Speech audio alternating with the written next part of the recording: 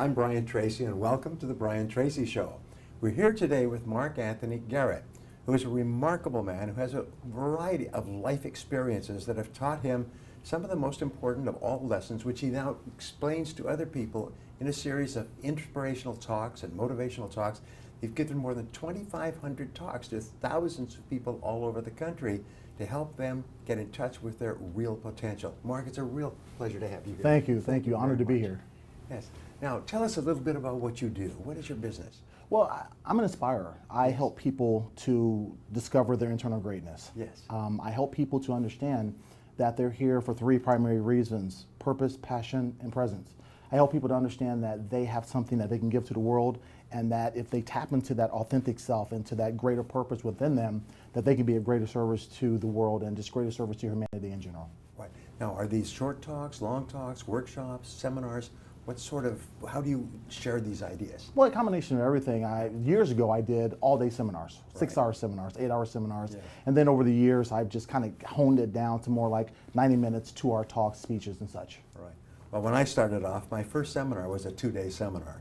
Wow. And I didn't know, because I'd seen another 2-day seminar, I didn't know that most speakers speak in shorter amounts. Right. And it took years to get it down to the 60 and 90 minutes. Yes.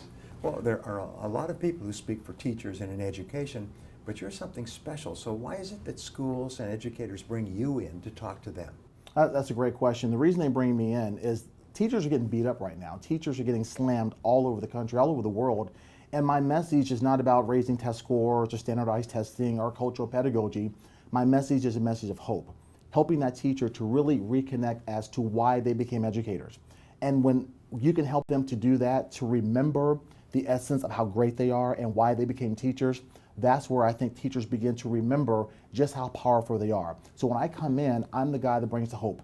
I'm the guy that brings that level of understanding that they're there for a greater sense of purpose. Well, now, tell me about your mission, your purpose, your vision. I mean, the reasons why you do what you do.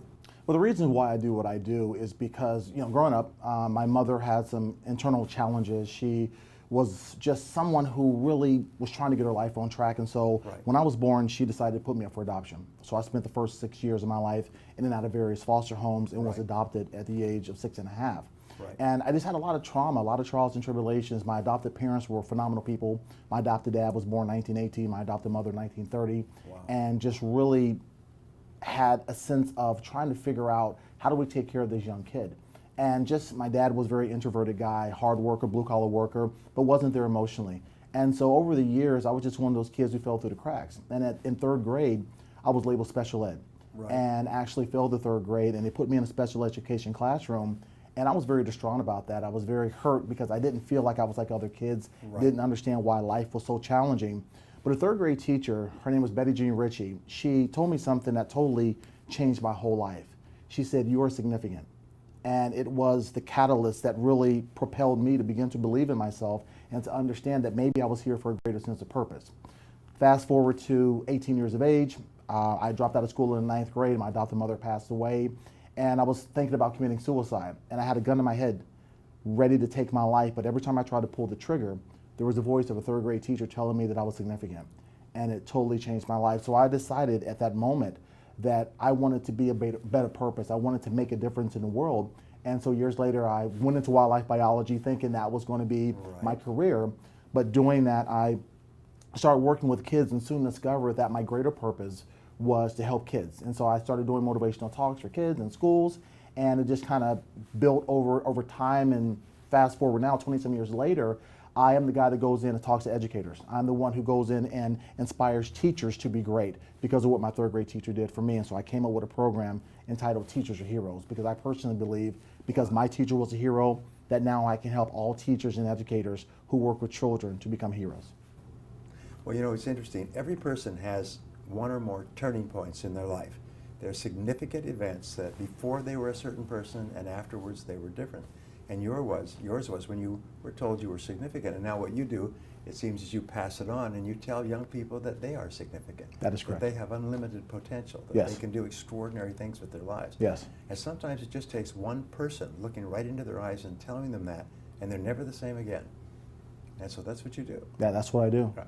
Now, there's a lot of speakers out there, and every person who is successful brings what we call unique added value, or something different or distinct from anyone else. So what would you say would be your uniqueness or distinctiveness that makes you different from others?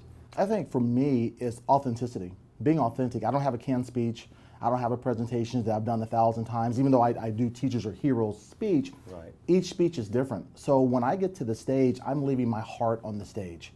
I understand exactly what people need. I connect with people, and it is a relationship. When you speak to people, it's about being present in the moment and giving all of you.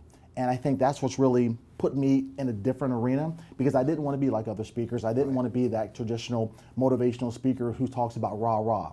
It's not about rah-rah. It's about helping people understand, why are you here? How do you make that difference? What is your life designed to be like? Why are you on this planet? And if you can help people understand that, Yes. I think that you can change people's lives all over the world and for the better. And so I'm really, really passionate and really excited about that. Wow. Well, I've told my audiences over the years that you are here to do something wonderful with your life. That every single person has a role to play in the great scheme of things. That God don't make no junk. Remember that one? Right, Yeah. yes. Is that every person is here to do something special. And your great job in life, your great responsibility, is to find out what that is and then do it with your whole heart. So that's what you teach other people. Absolutely. Now, you've had some wonderful experiences with the influence of your teaching over the years. So tell our viewers about an incident, a person that met you and they were here when they met you, and afterwards they were here and their whole life was different. Something that you're really proud of. Well, I have two quick things. The first one is I was working with a group of kids. I started out motivating children. And I went to speak to a group of kids, and on this particular day, I really didn't want to go. And I thought that going to a very rural district in Appalachia, Ohio, that I was wasting my time. Right. But I was very young, but I didn't realize the greater sense of purpose by me going anyway. So I show up, I talk to these kids, and after I talk to these kids, about a month later, I get a letter in the mail from a little kid named Peyton.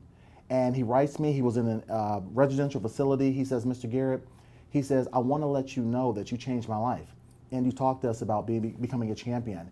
And he says, it was that message that allowed me to not commit suicide. Wow.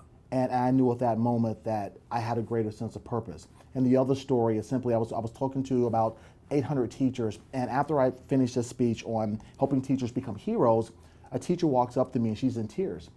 And she says, I had turned in my resignation. But she says, after hearing this speech today, I truly understand why I became a teacher. And I'm going to go home, I'm going to tear up that resignation, and I'm going to go fight for my kids.